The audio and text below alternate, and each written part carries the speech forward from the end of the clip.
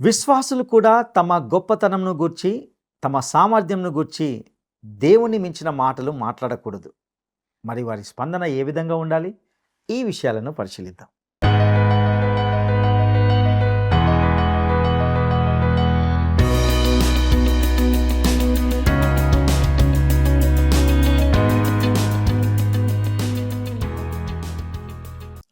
మహాగణుడును రక్షకుడైన యేసుక్రీస్తు ప్రశస్తమైన నామంలో ప్రేమధార టీవీ వీక్షకులందరికీ శుభములు తెలియజేస్తూ నేటి ఈ కార్యక్రమానికి సాదరంగా ఆహ్వానిస్తున్నాం.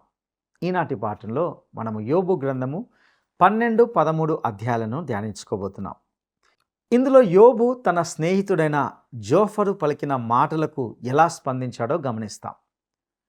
తన స్నేహితుల వాదోపవాదాలకు యోబు సహేతుకంగా జవాబిచ్చినట్లుగా చూస్తాం. నీతియు యథార్థతయు గలవానిగా ఉన్నప్పటికీ జనుల ఎదుట అపహాస్యాస్పదంగా ఉండవలసి వచ్చిందని యోబు బాధపడ్డట్టుగా గమనించగలం. అతని స్నేహితులు దేవుని ధర్మశాస్త్ర దృష్టితోనే అతన్ని చూస్తున్నారు.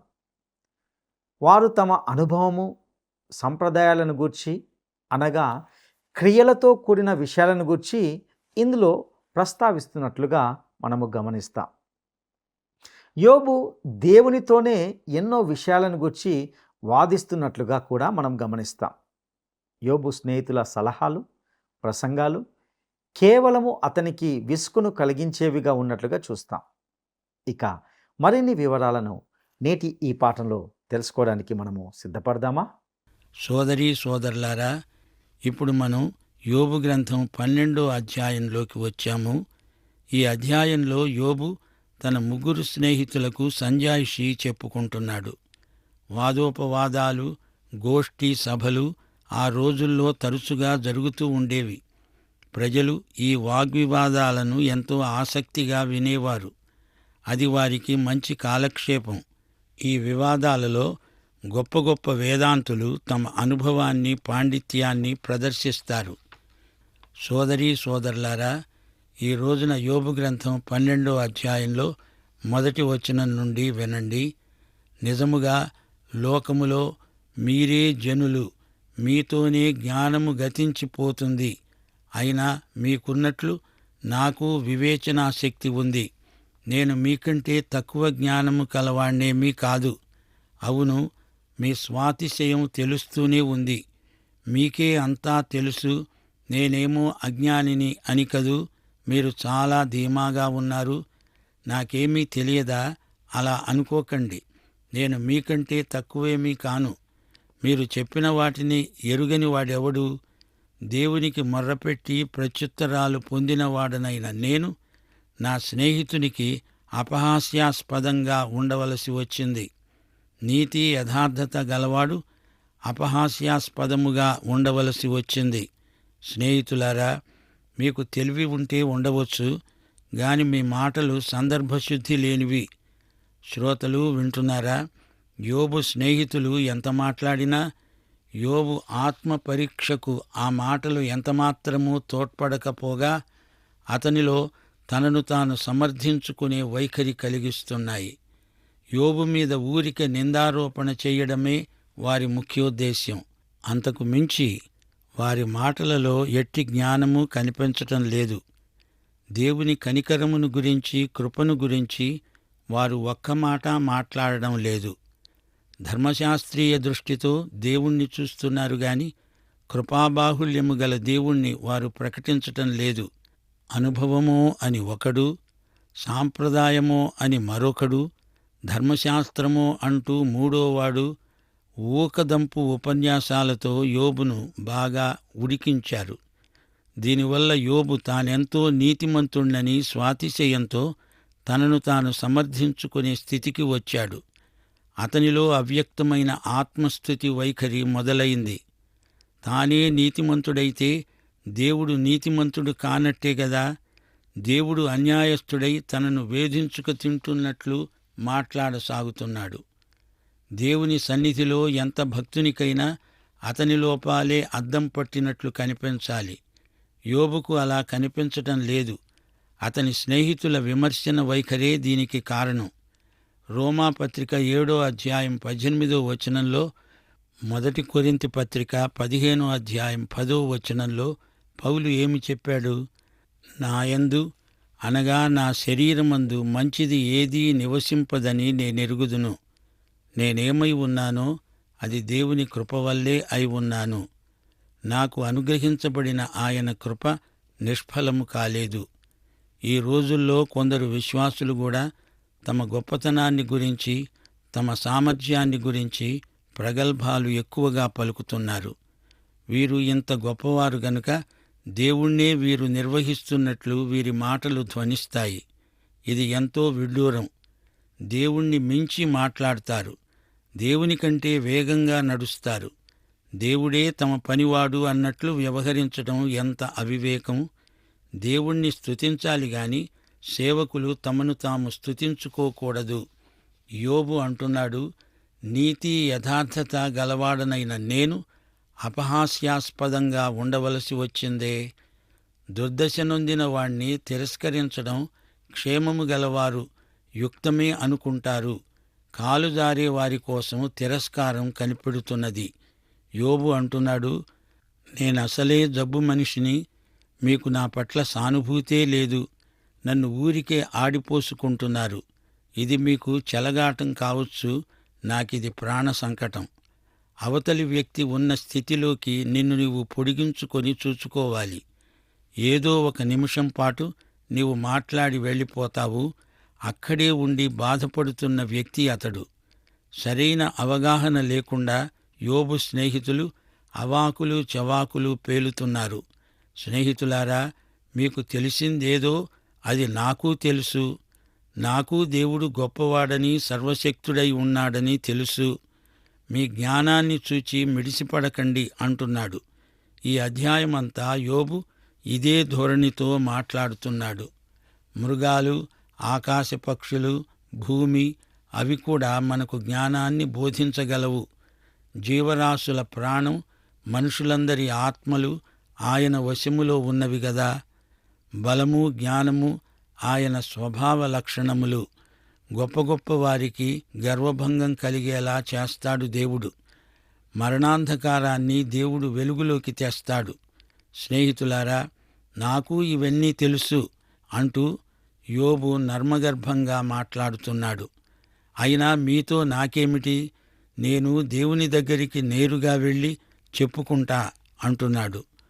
13వ అధ్యాయం 1వ వచనం నుండి, ఇదిగో నా కన్నులు ఇదంతా చూచాయి, నా చెవి దానిని విని గ్రహించి ఉన్నది. మీకు తెలిసింది నాకు తెలిసే ఉన్నది. నేను మీకంటే తక్కువ జ్ఞానము గలవాణ్ణి కాను. నేను సర్వశక్తుడైన దేవునితో మాట్లాడగోరుతాను, దేవునితోనే వాదించగోరుతాను. నేను మీకంటే తక్కువ జ్ఞానము గలవాణ్ణి కాను. మీరైతే అబద్ధాలు కల్పిస్తారు. మీరందరూ పనికిమాలిన వైద్యులు. మీరు కేవలము మౌనముగా ఉండడం మేలు. స్నేహితులారా, మీ దీర్ఘప్రసంగాలు ఉట్టి కంఠశోష. మీరు నాకు నేర్పే కొత్త సంగతులు ఏవీ లేవు. యోబు ఈ స్నేహితులతో పూర్తిగా విసుగెత్తిపోయాడు. వీరి ప్రసంగాలన్నీ రోగికి ఉపకరించే ఔషధం కాదు. రోగం ఒకటి, వీరిచ్చే ఔషధం మరొకటి. మీరు సత్యం చెప్పటం లేదు, అబద్ధాలు పలుకుతున్నారు.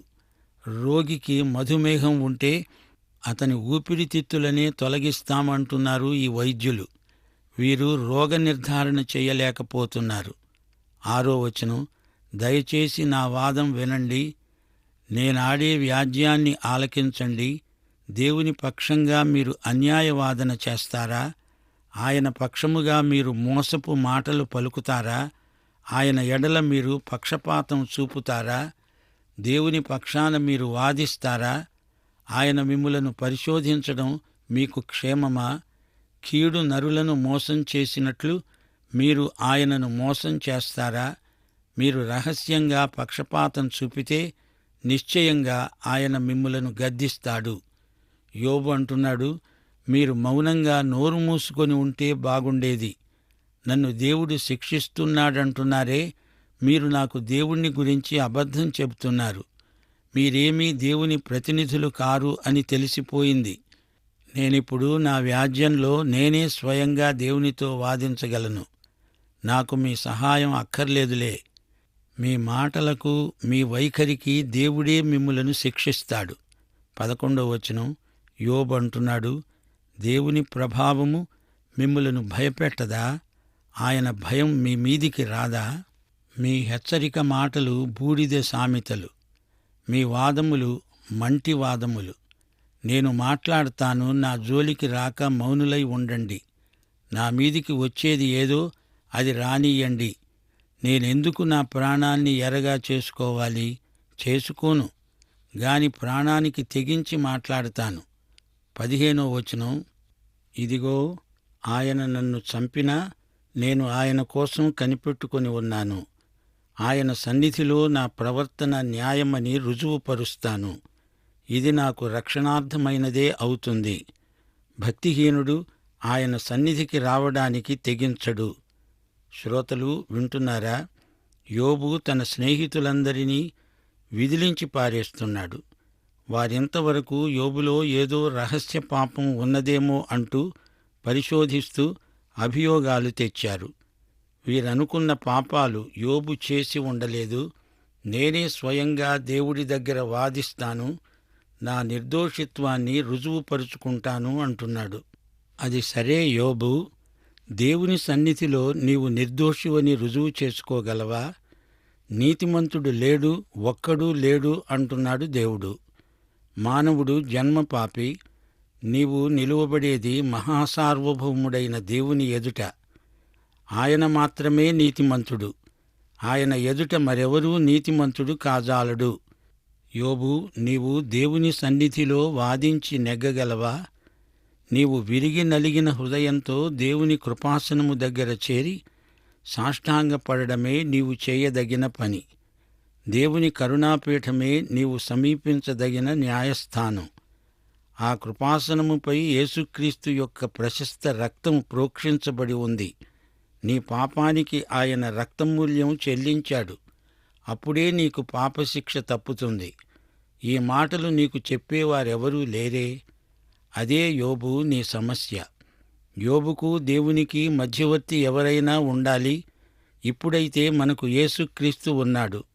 ఎందుకో నన్నింతగా నీవు ప్రేమించితివో దేవా, అందుకో నా దీన స్తుతి పాత్ర. హల్లెలూయా యేసయ్యా. ఎందుకో నన్నింతగా నీవు ప్రేమించితివో దేవా, అందుకో నా దీన స్తుతి పాత్ర. హల్లెలూయా యేసయ్యా. ఎందుకో నన్నింతగా నీవు ప్రేమించితివో దేవా.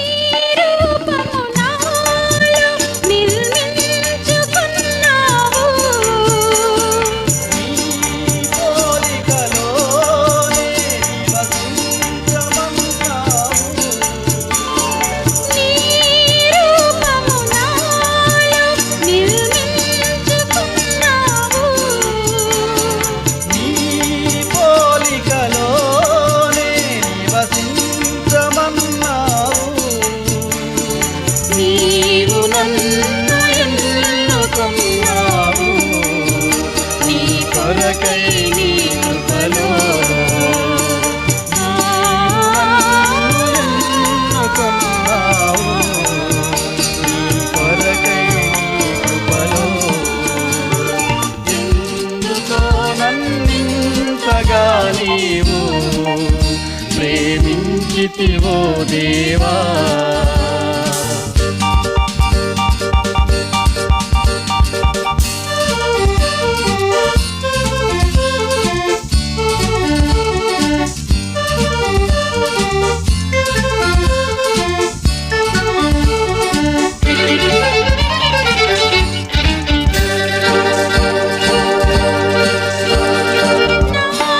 మనవులు ముందే నీ మనసులో నెరవేరే నా మనుగడ ముందే నీ గ్రంథములో నుండే,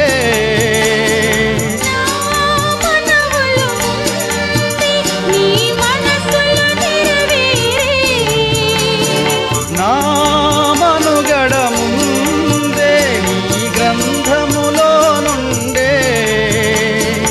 ఏమి అద్భుత ప్రేమ సంకల్పం, నేనేమి అర్పింతు. ఏమి అద్భుత ప్రేమ సంకల్పం, నేనేమి అర్పింతు. ఎందుకో నన్నింతగా నీ యోబు గ్రంథంలో మనకి ఈ రోజున గొప్ప పాఠం లభిస్తుంది. వినండి. యోబు అన్నాడు, భక్తిహీనుడు వేషధారి దేవుని ఎదుట నిలువలేడు.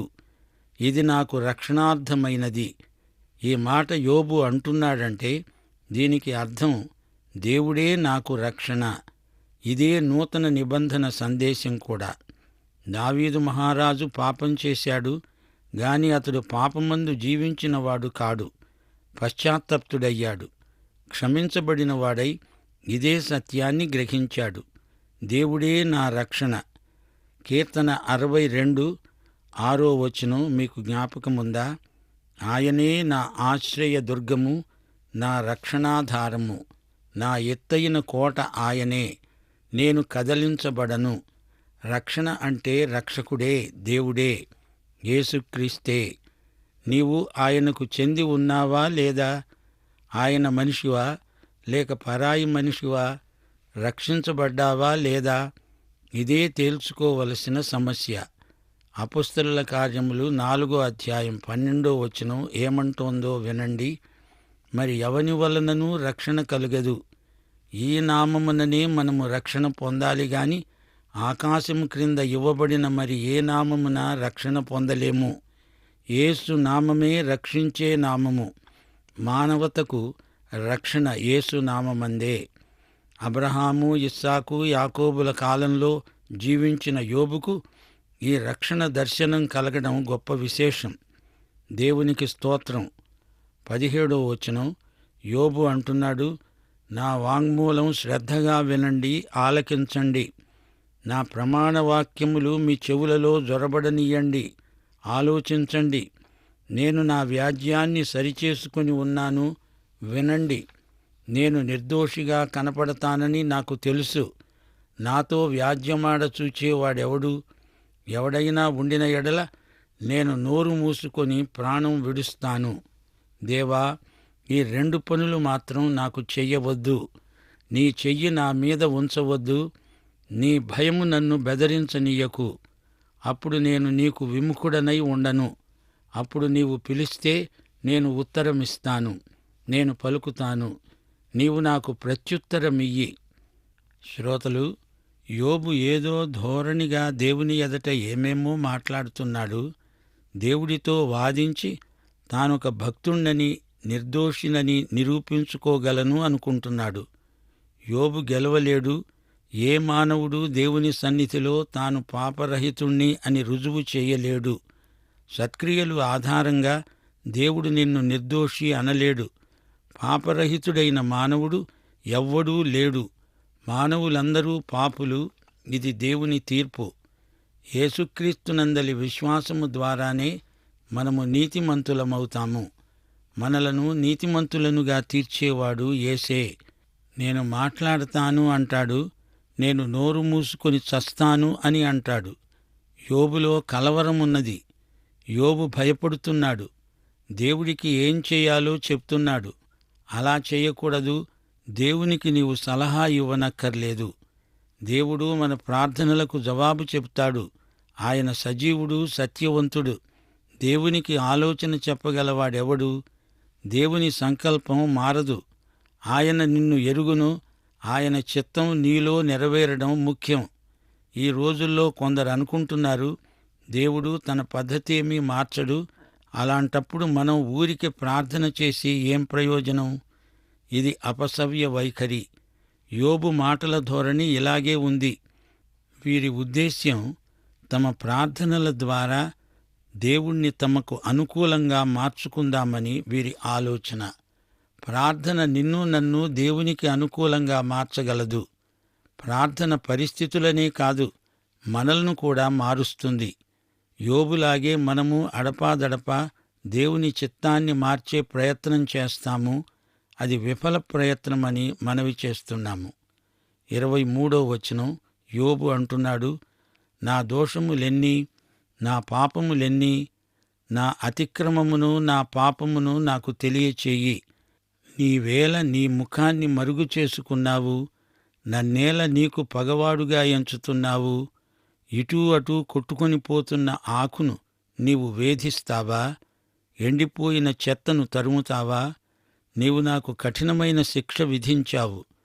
నా బాల్యకాలపు పాపాలను నాకు స్వాస్థ్యముగా నీవు విధించావు. బొండలలో నా కాళ్ళు బిగించావు. నా ప్రవర్తన అంతా నీవు కనిపెడుతున్నావు. నా అరికాళ్ల చుట్టూ గిరిగీచావు. మురిగి క్షీణిస్తున్న వాని చుట్టూ, చిమ్మట కొట్టిన వస్త్రము వంటి వాని చుట్టూ గిరిగీచి అతణ్ణి కనిపెడుతున్నావు. శ్రోతలు, యోబు ధోరణి ఎటువైపు వెడుతోందో చూచారా? దేవా, నేనేం పాపాలు చేశానో ఆ జాబితా నాకు చూపించు అని అడుగుతున్నాడు. నేనొక ఎండుటాకును, నేను చెత్తను అంటూ వాపోతున్నాడు. నేను కుళ్ళిపోతున్నాను, నేను శ్రమబాధితుణ్ణి, ఎంతో కుమిలి కునారిల్లిపోతున్నాను అంటున్నాడు. నిజమే, యోబు అంతర్మథనం అతని మాటలలో వ్యక్తమవుతోంది. తట్టుకోలేకపోతున్నాడు. నా శ్రమలకు అసలు కారణమేమిటో నాకు తెలియటం లేదు అంటూ తన దయనీయ స్థితికి ఆందోళన వ్యక్తం చేస్తున్నాడు. సోదరీ సోదరులారా, ప్రియ శ్రోతలారా, పశ్చాత్తాపం విశ్వాసులకు జీవితమంతా అవసరమే. పశ్చాత్తాపం బొత్తిగా అవసరం లేని భక్తుడు ఉండడు. ఎంత గొప్ప విశ్వాసి అయినా దేవుని సన్నిధిలో బలహీనుడే. దేవుని బలాధిక్యాన్ని అభ్యర్థించవలసిందే, తప్పదు. ఈ రోజున కొందరు విశ్వాసులు తమ బలహీనతలను తాము పసిగట్టలేక కష్టాలు వచ్చినప్పుడు దేవుని మీద సణుగుతున్నారు. ఇలాంటి వారికి యోబు గ్రంథ సందేశం గొప్ప కనువిప్పు. ప్రతి పరిస్థితిలో దేవుణ్ణి స్తుతించడం ఆధ్యాత్మిక జీవితానికి ఎంతో ఉపకరిస్తుంది, ఎదుగుదలకు దోహదపడుతుంది. స్తుతిలో మన భారాలు తొలగిపోతాయి, మన నిరీక్షణలో ఉత్సాహం వృద్ధి అవుతుంది, విశ్వాసం బలపడుతుంది. అనుదిన జీవితంలో ప్రతి చిన్న విషయంలో కూడా పరిశుద్ధతను పాటించాలి, నిజాయితీ కలిగి వ్యవహరించాలి. పాపం మనిషిని అట్టడుగుకు తొక్కేస్తుంది. అయితే యేసు కృప అట్టడుగు నుండి పాపిని పరలోకమంత ఎత్తుకు లేపి తన సింహాసనం మీద కూచోబెట్టుకుంటుంది. మనమెంత కష్టదశలో ఉన్నా అదొక పరీక్షగా భావించి దేవుణ్ణి స్తుతిస్తూ ఉంటే యేసు ప్రభువు చిరునవ్వు మనకెంతో ఆదరణ. గెలిచాము అంటే అది ప్రభువుకు ఎంతో సంతోషం. ఎంత ధనధాన్యాదులున్నా, ఎంత పేరు ప్రఖ్యాతులున్నా దేవుని కృప లేనప్పుడు అంతా శాపంగా పరిణమిస్తుంది. ఐశ్వర్యం ఎక్కువైన కొద్దీ మనిషి మనశ్శాంతి హరించుకుపోతుంది. గాని దేవుని కృపాబాహుళ్యం మనిషి ఆత్మకు ఆనందము, శాంతి కలిగిస్తుంది. యోబులాంటి మంచివారికే కాదు, శిలువపై చనిపోతూ దొంగ, పాపాత్మురాలైన స్త్రీ, తార్సువాడైన సౌలు, మనష్షే అనే దుష్టరాజు, తప్పిపోయి తిరిగి వచ్చిన కుమారుడు, వీరందరూ పశ్చాత్తప్తులై నీతిమంతులుగా తీర్చబడ్డారు. సిలువ వేయబడిన క్రీస్తునందు స్వనీతిపరులు, అవినీతిపరులు అందరూ కడుగబడి నీతిమంతులుగా తీర్చబడతారు. దేవునికి స్తోత్రం. పాఠం ఇంతటితో సమాప్తం. యేసుక్రీస్తు వారి కృప, దేవుని ప్రేమ, పరిశుద్ధాత్మ నిత్య సహవాసము మనకందరికీ తోడై ఉండునుగాక. ఆమేన్.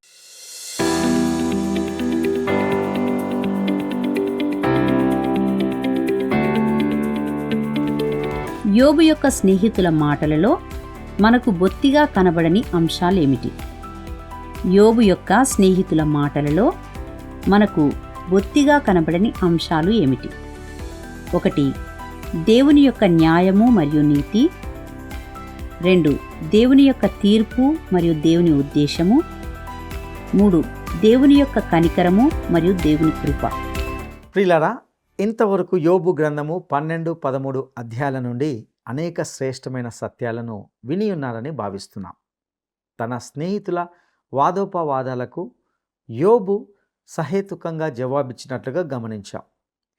యోబు స్నేహితులు మాట్లాడిన మాటలు అతనికి ఎంతమాత్రమూ సహాయకరంగా లేకుండినవి.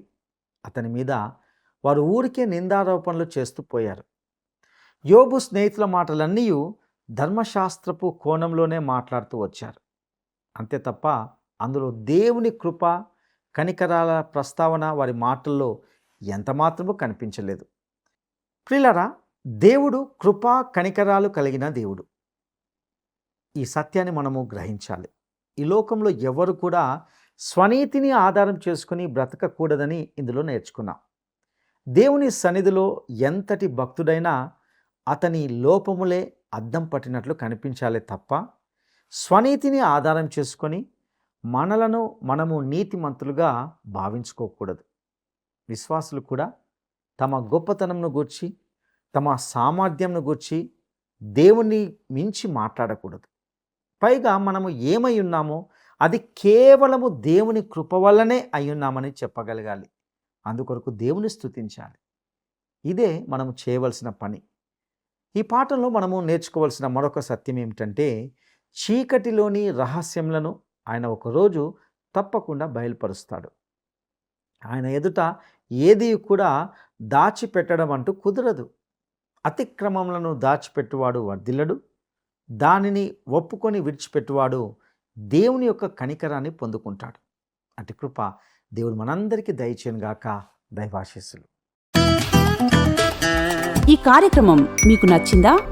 అయితే వెంటనే మిస్డ్ కాల్ ఇవ్వండి. బహుమతి పొందే విజేత మీరే కావచ్చు.